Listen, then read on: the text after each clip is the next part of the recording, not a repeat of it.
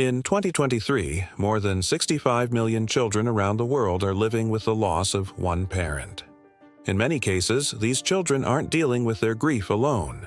Right now, millions of kids are taking care of younger siblings or even aging grandparents. We're working with nonprofits to offer resources to those who've experienced the death of a parent, so that together we can help fill the gaps and ensure no grieving child faces this journey alone. The wind that whistled through the cracks in Elias's shack wasn't just cold, it was a thief. It stole the warmth from the single sputtering candle and the hope from a 12-year-old boy's heart.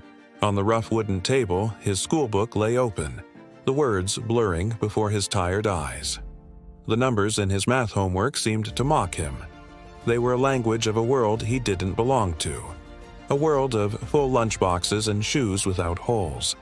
His father had been a fisherman, like his father before him. The sea, however, was a fickle employer.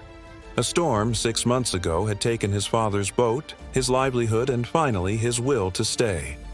Elias was left with his ailing mother and the crushing weight of being the poor boy from the shantytown. At school, he was a ghost.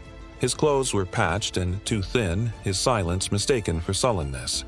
The other boys talked of video games and summer holidays, conversations that felt like broadcasts from another planet.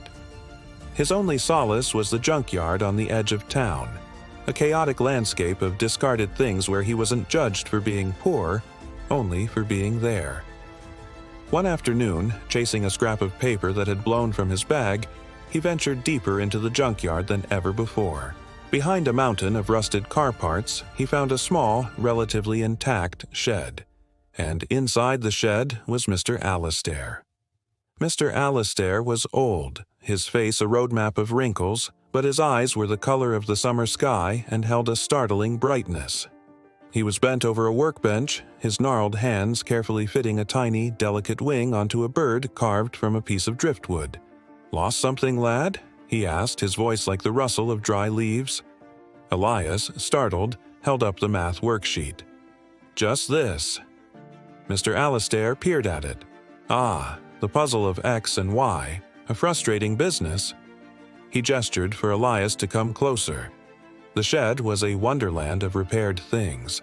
Clocks that ticked, radios that crackled with distant voices, and a menagerie of wooden animals, all carved from scrap.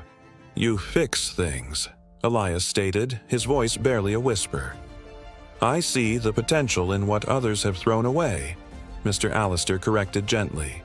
He picked up the driftwood bird. This was just a soggy, broken piece of wood, battered by the sea. "Now look, it's ready to fly." Elias's eyes stung. He looked down at his own worn-out shoes. "Some things are too broken." Mr. Alastair was quiet for a long moment.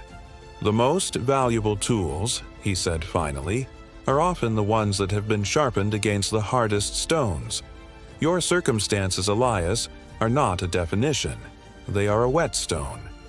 The words were strange, but they landed in Elias's heart with a soft thud. No one had ever spoken to him like that. They saw the patches on his trousers, but Mr. Alastair seemed to see the boy inside them. Elias started visiting every day after school. Mr. Alastair never gave him pity or handouts. Instead, he gave him tasks.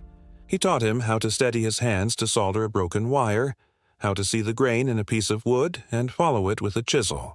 With each small repair, a toaster that now glowed, a chair that no longer wobbled, a tiny ember of confidence glowed within Elias.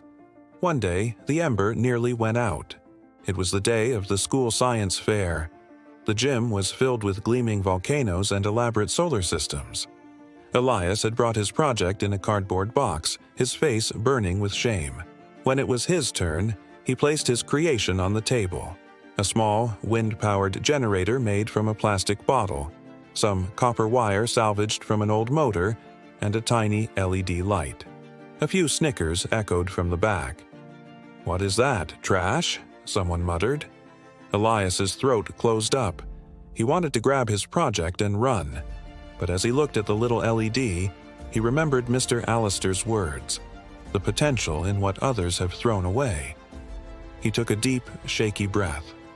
This he said, his voice trembling but clear, is a generator. It can make light from the wind. I made it from things nobody wanted. He explained how the wind turned the blades, spinning the motor to create a current. He talked about energy and sustainability, and seeing value where others see waste. He wasn't just talking about the generator anymore, he was talking about himself. When he finished, the gym was silent. Then his science teacher, Mr. Davies, started to clap. Slowly, then others joined in. It wasn't a thunderous applause, but it was real. He didn't win first prize, that went to a perfect model of the space shuttle, but Mr. Davies gave him a special award for ingenuity and resourcefulness. Elias ran all the way to the junkyard, the small ribbon clutched in his hand. Mr. Alastair was waiting, a knowing smile on his face. "I did it," Elias panted, holding out the ribbon. "I told them about the potential." Mr. Alastair took the ribbon and pinned it to the wall. "I always knew it was there, lad. But today, you saw it for yourself. That is the most important encouragement of all, the kind you give yourself." He handed Elias a small, flat piece of dark wood. "Your next project. It's not broken, it's just blank." Elias turned the wood over in his hands. It was smooth and solid, full of possibility. For the first time, he didn't see a piece of scrap. He saw a future carver, an inventor, a young man who was not defined by his poverty, but strengthened by it. The wind still whistled outside, but it no longer felt like a thief. It sounded like the very thing that could make his light shine. He picked up a pencil and began to sketch, his heart, for the first time in a long time, feeling impossibly, wonderfully rich. Thanks for watching. If you like this story, let us know. We'll see you next time.